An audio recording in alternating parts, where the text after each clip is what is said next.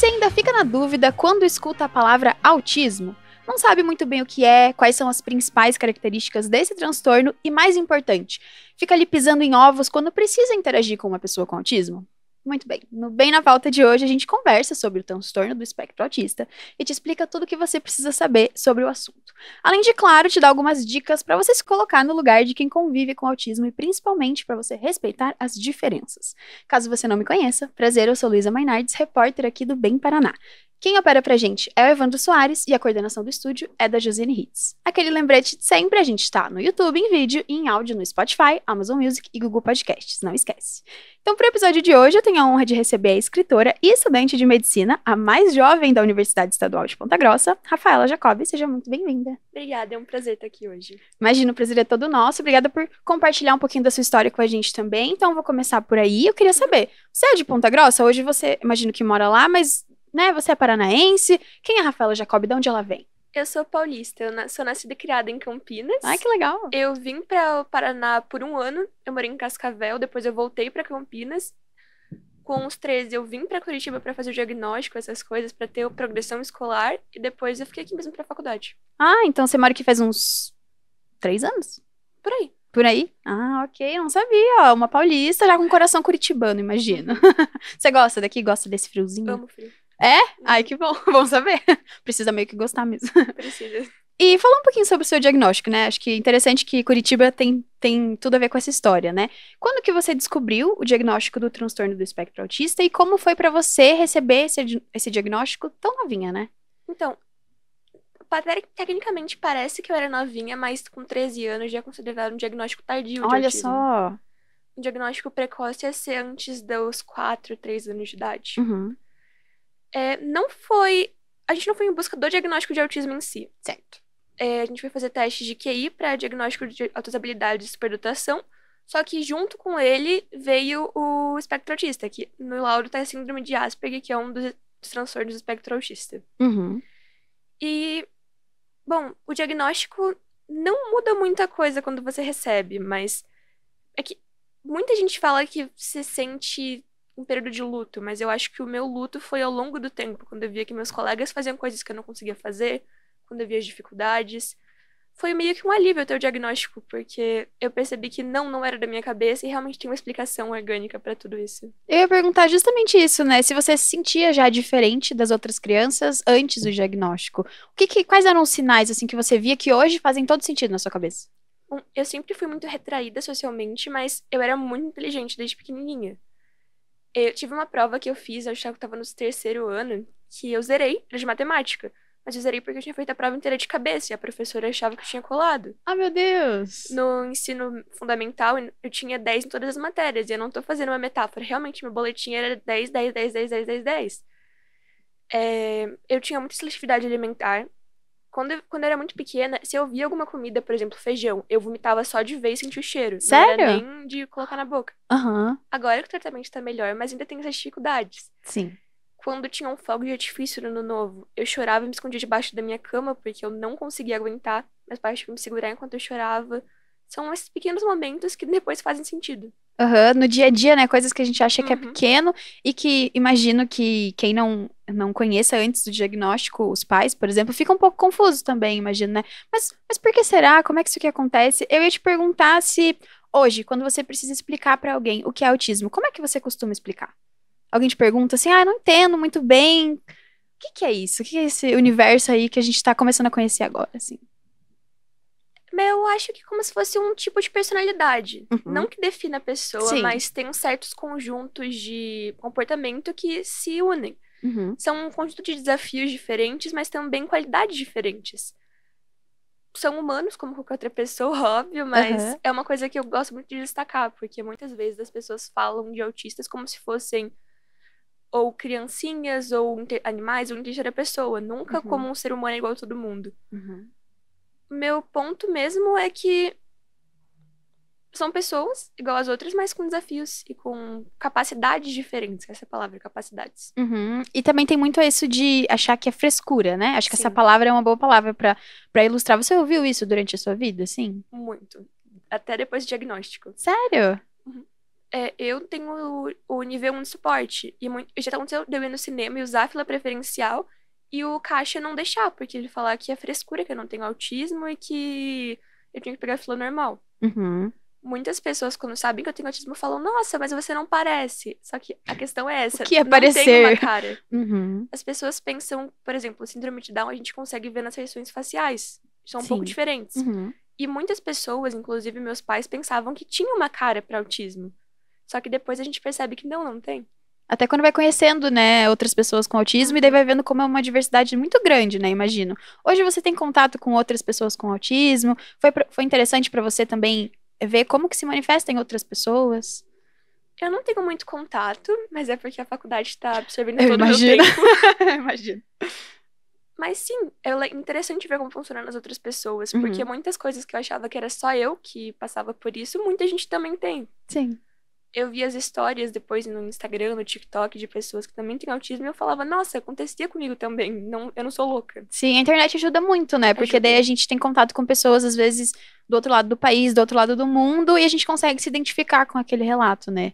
Acho que imagino que em épocas que a internet ainda não era algo, né, tão grande quanto é hoje, era mais difícil até de você conseguir conversar ou mandar uma mensagem, né? E falar, puxa, eu também tô passando por isso. Como é que é pra você? Enfim. Sim. Que legal. Eu perguntar um pouquinho, né, sobre depois que você recebeu o diagnóstico, você começou a realmente analisar, observar de uma forma um pouquinho diferente. O que que mudou algo pra você? Você conseguiu identificar melhor as coisas ou criar ferramentas para você se preparar para momentos em que você sabe que vão ser difíceis pra você? Sim. Principalmente como eu ajo em relação a tudo isso. Certo. Tinham coisas que antes do diagnóstico eu não entendia que socialmente não eram aceitas. Uhum. E agora é como eu sempre falo, é uma via de duas mãos. Tanto eu tenho que compreender os outros, como eles têm que me compreender. Uhum. O autista, assim, ele merece respeito, compreensão e acomodação das necessidades. Mas sempre é bom você ter uma iniciativa também de se inserir nesse mundo que tá ali fora. Uhum. Eu sempre fui muito sincera. E eu não percebia que isso era uma coisa que as pessoas não gostavam até o diagnóstico. Eu Sim. achava que, sei lá, as pessoas queriam a verdade. Uhum. Por exemplo, quando eu tava, acho que no primeiro, segundo ano, a gente tinha que fazer um desenho de, acho que era dos nossos avós. E uma menina pintou o avô dela de vermelho e colocou uma barba de, qual é o nome daquilo? Algodão. Ah, sim. E eu falei que parecia o Papai Noel. Ok. Então, porque É uma eu era uma ligação, né? criancinha. Um mais um, ok. E a menina começou a chorar muito, a professora me deu bronca, mas eu falei, ué, mas parece o Papai Noel. Sim. Porque pra você era uma coisa. E também não era necessariamente uma ofensa, uma coisa ruim. Era só um Não, fato. que ela interpretou como uma coisa ruim. Sim. E agora eu percebo esses sinais. Eu usei Entendi. esse exemplo pra mostrar que desde criancinha tem esses desvios de comportamento que não são desvios. Por exemplo, Uhum. muitos autistas não conseguem olhar no olho. Eu, antes do tratamento, não conseguia. Ah, é? Não quer dizer que a pessoa está sendo mal educada ou que não gosta de você. Uhum. Quando eu realmente estou prestando atenção, eu costumo fazer outra coisa ao mesmo tempo. Entendi. Então, na aula, se eu tô prestando atenção na aula, eu tô desenhando, eu tô escrevendo de outra coisa, eu tô fazendo qualquer coisa, menos olhando pro professor e vendo a aula. Uhum. É o seu jeito de prestar Sim. atenção na aula. Só que são essas coisas que passam como falta de educação, mas na verdade é o jeito da pessoa se expressar. Uhum.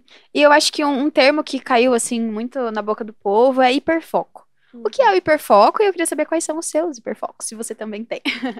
O hiperfoco, ele é uma característica particular do espectro autista. A gente vê agora na boca do povo, como você mesma disse, que Sim. todo mundo tem hiperfoco. As pessoas têm gostos pessoais e têm obsessões, por exemplo. Sei lá, alguém ama Harry Potter. Ama, mas hiperfoco, se você tem autismo, sim, pode ser hiperfoco. É mais do que gostar muito. Tem horas que você só consegue pensar naquilo. Uhum. É como você tá imerso 100% naquele negócio. Eu, quando quero aprender alguma coisa e eu tô com hiperfoco naquilo, é muito rápido. Uhum. Eu cheguei a aprender inglês em um mês, 2 meses. Porque eu tava querendo muito fazer um intercâmbio, Uhum. ir pra fora. Eles variam muito do tempo, mas uma hiperfoco que eu tive por muito tempo foi a tabela periódica. Quando eu tinha 9 anos, eu fiquei obcecada e eu guardava todos os elementos na ordem. Eu lembro até, tipo, as colunas, por exemplo, a primeira, hidrogênio, lídio, sódio, potássio, rubídio, césio e frâncio. Uhum. Aí eu ia falando todas. Eu Sim. amava tudo relacionado à tabela periódica. Muitas vezes tinha relação com literatura, com entretenimento. Eu, por exemplo, um tempo atrás eu estava viciada em Supernatural. naquela Na série, na aham, série, sabe? sei. Então, tipo, 24 horas, se eu não tava fazendo alguma coisa que eu tinha que fazer, eu tava fazendo coisas relacionadas à série. Desenhando, pintando, aprendendo músicas. Uhum. E tem muitos episódios. É uma série É, longa, né? ela é ótima pra hiperfoco. Sim, porque tem muito material ali em cima. Grey's Anatomy, inclusive, eu faço medicina agora, mas quando eu era pequena, eu fiquei uns 3 anos só assistindo Grey's Anatomy o dia inteiro. Também outra série, quilométrica. Uhum. Que ótimo que você tocou nesse assunto, porque eu ia falar justamente sobre isso, né? Hoje você é estudante de medicina na UEPG, a mais nova da história da universidade nesse curso. E eu queria te perguntar o quanto que você atrela essa conquista, por exemplo, a essa superdotação, a realmente você colocar ali muita dedicação nos estudos para passar nesse curso que você queria. E por que medicina? Foi uma escolha assim que você já tinha há um tempo? Conta um pouquinho pra gente. Tá. Em ordem, a primeira pergunta, o que eu atrelo à superdotação no Uhum, bastante, porque eu sei que medicina é um curso bem concorrido. Durante o ano que eu tava fazendo o cursinho, eu me estressava o tempo inteiro, porque é muita coisa pra estudar. A pressão pra passar é muito grande. Acho que todo sim. mundo que já foi vestibulando sabe o que é isso. Uhum. Mas eu também tive bastante resiliência. E eu acho que isso vem também do espectro. Quando eu quero alguma coisa, eu vou e eu vou fazer até o fim pra aquilo acontecer. Então eu estudei muito pra passar. Uhum. Quando eu passei, lógico, fiquei muito feliz, ainda mais que eu fui a mais nova da história. Eu fiquei impressionada, inclusive nem eu sabia que conseguia fazer essas coisas. Uhum. E você tá no segundo semestre Segundo agora? semestre. E como é que tá já quase, né, um ano inteiro? Como é que tá sendo esse primeiro ano? É muito legal. Pra quem sempre quis fazer medicina, é um sonho. Uhum. Eu lembro a primeira vez que eu vi um corpo por dentro, a primeira vez que eu toquei, a primeira vez que eu atendi um paciente, são coisas que você não esquece. Sim. Mas também é bem puxado. Tem anatomia que tem que estudar o dia inteiro, que é muito nome. Uhum. Eu não consigo nem imaginar. E você sempre teve vontade de fazer medicina? Sempre. Eu nunca tive uma segunda opção. Desde pequena eu falava que eu queria ser médica e sempre foi a mesma especialidade, neurocirurgia. Uhum. Desde muito pequenininho. Por quê? Você sabe assim? Ou é só um interesse muito grande Acho que mesmo? muito interesse. Não tem um motivo que me fez querer Uhum. estudar. Mas agora que eu tenho idade suficiente pra entender o porquê, eu acho que é porque eu sempre me fascinei bastante pelo cérebro. Ah, ok. Por como as coisas funcionam. Porque a gente não consegue ver, Sim. diferente de outros órgãos. Sim. E você tem, eu não sei se na sua sala, eu imagino que deve ser uma sala bem grande também, se as pessoas sabem que você é uma pessoa com autismo, eu queria perguntar sobre esse acolhimento, ou se existe uma compreensão hoje em dia, porque eu imagino que há uns, sei lá, uns 5, 10 anos atrás deveria ser bem diferente, mas eu queria saber da sua experiência sendo uma pessoa com autismo na universidade. Você percebe, assim, uma compreensão maior, ou enfim, as pessoas já sabem o que é? As pessoas sabem o que já é uma grande evolução. Uhum. Mas olhando de 5 anos atrás pra hoje, eu não acho que mudou muita coisa. As pessoas sabem que existe o autismo, mas não conseguem compreender ainda. Ah, entendi. Então o tratamento ainda é a mesma coisa, ainda tem muito preconceito, muito estereótipo, mas eles sabem que essa palavra existe. Entendi. E também imagino que consigam diferenciar um pouco melhor, por exemplo, os padrões de comportamento, ou porque realmente são coisas, são exemplos, né? A gente pega vários contextos diferentes. Uhum. Eu imagino que deva ser isso. E vamos falar um pouquinho sobre contextos e sobre algumas dicas para a gente ter um pouquinho mais de compreensão sobre o seu novo livro, né? O Labirinto Oculto, Autismo, o desafio de ser diferente, publicado pela Letra Mais Editora. Você pode contar pra gente um pouquinho de onde que surgiu a ideia do livro, como que você começou a trabalhar nele? Depois do diagnóstico, minha terapeuta sempre falou bastante sobre eu começar a buscar o autoconhecimento, para eu começar a entender realmente o que é o autismo. Uhum. E quando eu pesquisava, eu não conseguia encontrar as palavras de alguém que realmente tinha autismo, ainda mais meninas, porque em meninos é muito mais comum o diagnóstico, por causa dos estereótipos. Uhum. Então, eu queria ter algum projeto para ajudar as pessoas que passaram pelos mesmos problemas que eu passei, que ainda passo e que eles ainda passam. Crescer com autismo tem vários desafios, tem várias partes que causam sofrimento, mas se as pessoas entendem, se a sociedade no geral entende, se a pessoa se entende, eu acho que ajuda bastante. Porque muitas crianças com autismo, muitas pessoas com autismo se cobram para ser pessoas que elas não são, Entendi. a se encaixar em um padrão que não tem como, não na Uhum. condição dela. Sim. O objetivo com o livro em si, então, foi tanto me conhecer quanto eu conseguir ajudar, conseguir mostrar como realmente é uma vida de uma pessoa com autismo. Para mostrar que não tem nada de errado, que tem vários modos de viver com autismo, porque é um espectro, inclusive. Uhum. Você falou um pouquinho antes sobre que você é uma pessoa com autista com suporte 1. Você Uhum. consegue explicar um pouquinho pra gente, né, quais são esses tipos esses números, né? Suporte 1, não sei se tem suporte 2, 3, 4, enfim, É um de 1 a pouquinho. De 1 3. a De 1 a 3. 3. Isso também tem muitos estereótipos. Um é considerado mais leve, e muitas pessoas que falam que o 1 não é realmente autismo. Certo. Porque geralmente o 2 e o 3 você consegue ver por fora que a pessoa tem autismo. Pelos Uhum. comportamentos mais, como eu vou dizer, intensos. Entendi. Mas o 1 tem os seus sofrimentos próprios, assim como o 2 e o 3 têm. Uhum. Um geralmente está relacionado muito na parte social. Às vezes entra na parte cognitiva. O 2, até onde eu sei, ele já tem um pouco mais do motor. Todos têm um motor, inclusive eu tenho um pouco de dificuldade na coordenação motora, Ah, é? que é relacionada ao espectro. Uhum. Pessoas com autismo têm um tônus muscular menor. Olha. Então, e a coordenação olho-mão, olho-perna é diferente também. Demora Uhum. mais pra processar. Sim. Então, pode parecer desengonçado. Só que Aham. aí, por exemplo, no suporte 3, tem pessoas que não conseguem andar, que precisam de auxílio pra comer, precisam de auxílio pra se trocar, fazer essas coisas do dia a dia. Uhum. Mas é muito variado, porque como é um espectro, não quer dizer que duas pessoas que estão no espectro 3, duas que estão no nível 1 vão ter as mesmas dificuldades. Não. Sim, tem que ver cada contexto, E né? também é transitório. Quando eu era mais Olha. nova, eu era considerada suporte 2, vendo as características, mas agora eu sou suporte 1. Uhum. Isso é muito relacionado também com a terapia, com como tudo é conduzido. Uma assistência de psiquiatra, de terapeuta ocupacional, a socialização, como os pais auxiliam na escola, como os professores, como os colegas auxiliam também. Uhum. Há quanto tempo você faz terapia? Depois do diagnóstico de autismo, 4 anos. E você sente diferença? Você sente que te ajuda? Sinto. Como? Na terapia, ela me faz perceber como as pessoas pensam. Ah, legal. Na questão de. Existem coisas que eu acho que, na minha visão, são certas, na visão do outro são erradas. Uhum. E vice-versa. Na visão dos outros são certas e na minha é errada. Uhum.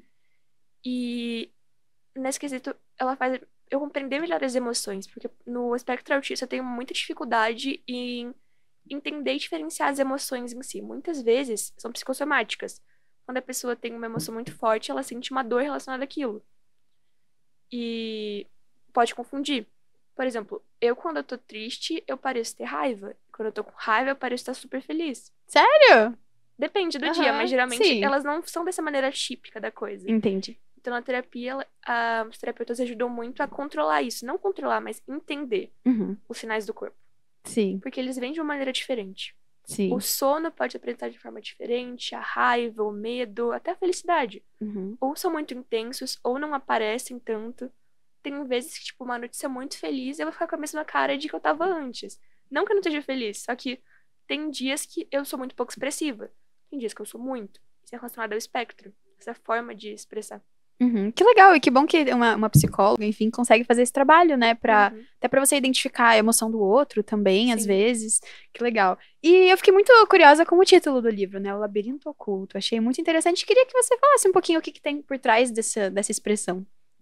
Bom, o labirinto oculto é porque viver com autismo é como se fosse um labirinto. Você Uhum. se perde muitas vezes. Mesmo tendo o diagnóstico, mesmo estudando sobre o assunto, tem momentos que eu ainda me estresso com as coisas que eu passo, tem momentos que ainda eu não sei muito como eu vou reagir, lidar com isso. Então, um labirinto tem várias saídas, várias entradas e vários caminhos. E ele é oculto porque quando a gente tem um labirinto, a gente não consegue ver o que tá na próxima etapa. Sim. A gente fica perdido. Uhum. E quem tá fora do labirinto também só vê meio que uma caixa. Sim. Não consegue ver o que tá acontecendo lá dentro. Sim. E muitas vezes com o autismo é isso. Você sente alguma coisa, você tem que expressar. Você não entende direito, mas as pessoas em volta entendem muito menos. Uhum. E tudo acontecendo dentro de você ainda, né? Então é Sim. mais oculto ainda. Como se fosse um vulcão borbulhando e Sim. a lava não saiu ainda. Sim, sim, perfeito. E você já tem recebido feedback, assim, das pessoas sobre o livro? Tipo, nossa, li, achei isso aqui, foi muito marcante pra mim. O que você tem mais escutado, assim? Bom, no dia do lançamento teve um evento e eu tive a oportunidade de conhecer outras pessoas com autismo que foram lá prestigiar. Que legal. E eu achei muito interessante que eu fiquei meio realizada de ver que as pessoas estavam começando a se entender e se aceitarem mais por causa do livro. Uhum. Um menino falou que ajudou bastante ele. E eu Sim. fiquei bem feliz por isso. Porque quando eu tive diagnóstico, não teve ninguém que conseguiu me mostrar Ninguém Aham. com autismo que conseguiu expressar como que a gente sente ou me ajudar a guiar nesses processos. E Sim. no meu próprio TikTok, uma vez, uma menina falou que ela também tem autismo e que ela viu que dá pra ser médica, que as pessoas falavam que ela não conseguia. E que ela viu que eu passei na faculdade e ela se inspirou nisso. Que E eu fiquei muito legal. feliz. Nossa, imagino, imagino. Informação também é transformadora, né? É. E na matéria que a gente publicou aqui no Bem Paraná, sobre o livro, uma frase sua me chamou a atenção. Era assim: as situações desconfortáveis para os autistas são divididas em três grandes motivos: estímulos sensoriais, situações sociais e eventos inesperados ou quebra de rotina. Eu queria que você destrinchasse um pouquinho isso pra gente, né? Eu achei muito bom porque dá realmente pra ver, né? Do Sim, jeito que sim, você sim. colocou. Queria que você explicasse um pouquinho esses três grandes motivos, assim. Quando eu fui escrever, eu pensei bastante no que mais tem a dificuldade. Certo. E esses três são os que a gente consegue Disparado, né? perceber mais. Ah, legal. E você falou um pouquinho, estímulos sensoriais. Você falou, Estímulos por exemplo, sensoriais. comida. O Uhum. feijão entra aí, por exemplo? Entra. Ah, Por entendi. exemplo, como quando criança, os meus pais, claro, tem a questão alimentar, eu precisava comer pra minha saúde. Tive que comer feijão à força. Hoje em dia, só de eu sentir o cheiro do feijão, eu não consigo comer. Uhum. O barulho também? Os fogos de Barulho, artifício fogo entram de aí? Ah, artifício. legal. A área sensorial são 5 sentidos, né? Sim. Tato, audição, olfato. E eles variam muito de pessoa pra pessoa. Eu, na questão dos cheiros, eu tenho muita alergia. Existem estudos que mostram que o espectro autista está relacionado com rinite, com essas certas partes sensoriais, com os problemas Aham. sensoriais. Então, por exemplo, lógico, para todo mundo existem cheiros negativos e positivos, mas existem cheiros que eu consigo sentir e que as pessoas em volta não sentem. Uhum. Hoje mesmo eu tava em casa e eu falei, nossa, tá cheirando estranho. E todo mundo falou, não, não tá cheirando estranho. Só que eu tinha certeza que tava cheirando estranho. Aham. E foi só pra você? Sim, ontem aconteceu, acontece sempre. Sim, E sim. depois de muito tempo, quando o cheiro fica mais forte, as pessoas às vezes conseguem sentir. Uhum. Quando eu como um prato de comida, por exemplo, eu falo, nossa, tá com tempero diferente. E as pessoas falam, não, tá, é o mesmo de sempre. Mas é uma pequena variação que é tão pequenininha que a maioria das pessoas não sente. Uhum. Mas eu já vejo uma diferença grande. Sim. Qualquer coisa em excesso, em comida, essas coisas, já me dá muita ânsia. Por exemplo, Sim. páprica. Se colocar uma gotinha, eu já vou sentir. Caramba. Realmente é pra cada um, né? E Isso barulhos também, festas, na sala de aula, que, principalmente na faculdade, que as pessoas jogam truco lá no fundo, Ah, né? sim. Que é típico de universitário. Sim, sim. E situações sociais também, né? Eu pensei nisso, né? Por exemplo, tem muito a ver situação social e o estímulo sensorial junto, então, Uhum. nossa, deve fazer um combo ali, né? Na parte social, tem isso que eu falei, de o jeito que os autistas processam é diferente. Aham. Então, tem essa dificuldade tanto para se entender, para as pessoas entenderem os autistas, mas pouco se fala da dificuldade que os autistas têm de entender os outros. Uhum. Porque, como eu mesma acabei de falar um tempo atrás, tem certas emoções que é um processo diferente. Sim. Aí, quando as pessoas estão agindo de uma maneira que eu agiria com certa emoção, eu penso que elas estão agindo como certa coisa, mas não. Aham. Elas estão com outra coisa completamente diferente. Sim. Ou, por exemplo, eu falo uma coisa e alguém ficou com raiva. Eu demoro pra perceber. Porque a pessoa, pra mim, ela tá Aham. agindo como Sim. tinha que agir. Aham. E essa questão de eventos inesperados e quebra de rotina, como que isso se manifesta? Por exemplo, é, ir até um lugar e deu algum problema e você não consegue chegar naquele horário, ou alguma coisa sair fora do que você já tinha planejado. Isso também, mas pega bem mais embaixo a coisa. Hum. Geralmente, eu gosto de ter todos os meus dias planejados. Se eu tenho que sair tal horário, meus pais falam, é mais ou menos 1h30. Não, é 1h30. Aham. Por exemplo, hoje mesmo quando a gente veio pra cá, era pra ser 1h20. Uhum. Era 1h17 e eu tava ainda no quarto acabando de me arrumar. Sim. Aí eu mostrei, falei, não, é 1h17. Ele falou, é mais ou menos 1h20. E acontece direto. Aham. Pra mim, 1h20 é 1h20. 1h20 em ponto, eu vou estar parada naquele lugar. Sim, sim. Quando eu era pequena, eu tinha uma boneca que eu carregava pra todos os lugares. E eu não conseguia ir sem ela direito. Ela Olha. meio que me deixava confortável. Uhum. E muitos autistas têm isso, esse objeto de conforto. Sim, e Que é daí pra você estar sem ela era muito difícil. Sim, aí quebra de rotina é ficar sem esse boneco. Entendi. Ou se todo dia você come meio-dia. Se um dia for 11h30 ou meio-dia e meia, vai sentir. Uhum. Talvez não na hora, mas um efeito acumulativo ao longo do tempo. Uhum. Imagino.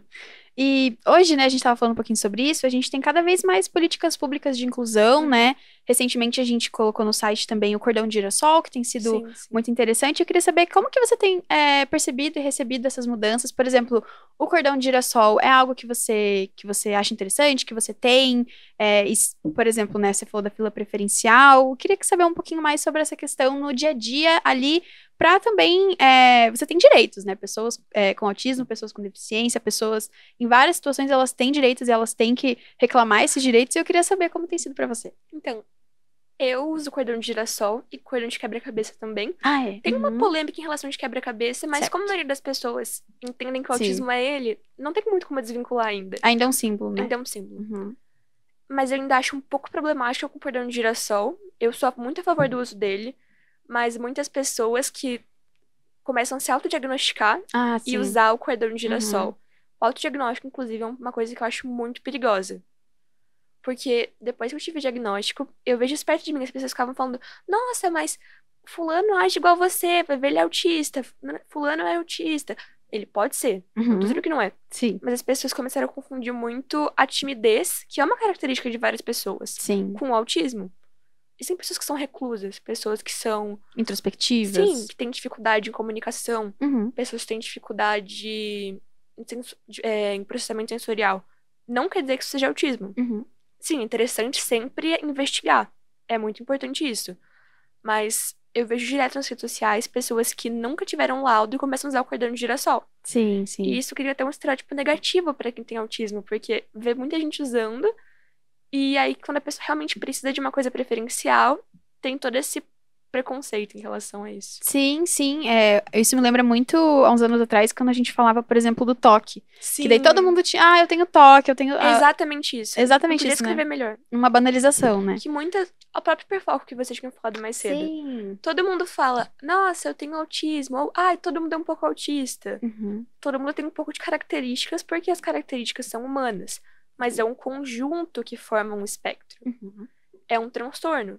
Então ele tem suas classificações no CID, no DSM-5. E se você não entra nessas classificações, você só tem características particulares, não quer dizer que você tem autismo. Uhum. Não, o que também não quer dizer que você não mereça o respeito, todo mundo merece. Mas não se enquadra no autismo, então. Uhum. Perfeito, perfeito. Eu acho que faz muito sentido e eu acho que é um cuidado que a gente tem que ter mesmo. Sim. Ai, que bacana. E forma muitos estereótipos negativos também, porque quando eu fui fazer o vestibular, na minha sala de prova, a instrutora estava reclamando porque a gente tem muitos privilégios, que a gente tá fazendo uma sala de prova sozinhos e ela, tipo, queria que acabasse com isso. Uhum. Ela juntou todo mundo em uma mesma sala e deixou a gente lá. E isso vem de que muitas pessoas que não têm começam a protocolar. Inclusive, Sim. para você conseguir comprovar autismo nos vestibulares é muito complicado. Uhum. Eles sempre geralmente recusam e depois aceitam. Porque é muita gente que finge ter para conseguir essas Caramba. Aham. amenidades. Mas não são amenidades porque são benefícios, são coisas para nivelar, são coisas que a Uhum. gente precisa. Uhum. Eu não consigo fazer uma prova se tiver um barulho muito forte ao meu redor. Eu não consigo pensar direito. Dá enjoo, dor de cabeça, então. Diferente do que as pessoas pensam, não são privilégios, são só direitos. Sim, perfeito, perfeito. E que bacana, eu acho que isso traz só um gostinho do que tem no livro, né? Porque no livro a Uhum. gente tem muito mais. Eu acho que principalmente para quem é neurotípico, eu acho que é muito interessante. E eu queria perguntar, né? Por exemplo, tô ouvindo aqui, tô interessado, ou, por exemplo, também tem um filho que foi recém-diagnosticado com autismo, um sobrinho, enfim, um parente, um amigo, e quero me informar onde que dá para adquirir o livro, onde é que a gente pode ter acesso a ele. Nas livrarias normais tem, na Curitiba, na Leitura. E na Amazon também, pra quem não quer sair de casa, tá lá. Aham, perfeito, chega em casa bonitinho, né? Mas em todas as grandes livrarias já tá presente. Ai, que chique. Então. E online, pra quem prefere. Ai, que legal. Então, pra gente finalizar, se você pudesse deixar uma mensagem aí para as pessoas neurotípicas, né, ou para quem não convive com autismo no dia a dia, o que que você diria? Um lembrete que vale a pena sempre reforçar. Parece simples, mas compreensão. Ok. Tratar os outros como você quer ser tratado. Não num modo de tratar como você precisa ser tratado, mas entender que o outro é digno de respeito, ele tem suas necessidades e a gente tem que se acomodar. Como sociedade, não tem como a gente viver sozinho. Mas então a gente precisa se entender. Se um autista tem uma dificuldade, pode ser muito mal visto pela sociedade, mas no fim é o jeito dele. Então, agir com compaixão, com bondade. Se você é uma pessoa boa, não tem muito o que falar. Aham, você vai seguir Você vai seguir. você vai encontrar ali, né, o que você precisa pra, seja informação, Sim. seja, enfim, E acima acolhimento. de tudo, eu consegui entender que é um espectro. Não é contra você, não é contra ninguém que a pessoa tá agindo assim. É um modo dela de se expressar. Perfeito. Então, o jeito que cada um tem um modo. Por exemplo, a pessoa que julga, ela tem um modo de se expressar. Por exemplo, existem pessoas que falam mais gritando, existem pessoas que falam mais baixo. Uhum. É um exemplo bobo, mas é assim. Cada um tem o seu modo. Sim, sim. E é o primeiro passo, né? Primeiro Compreensão passo. é o primeiro Compreensão. passo pra a gente conseguir chegar num futuro aí que a gente gostaria, E né? informação. Eu não tô Ótimo. dizendo pra ninguém ser especialista em nada, Sim. mas eu acho que saber pelo menos um pouquinho. Quando você convive com uma pessoa que tem uma deficiência, saber o básico da deficiência é uma questão de empatia também. Sim. Uhum. Perfeito, perfeito.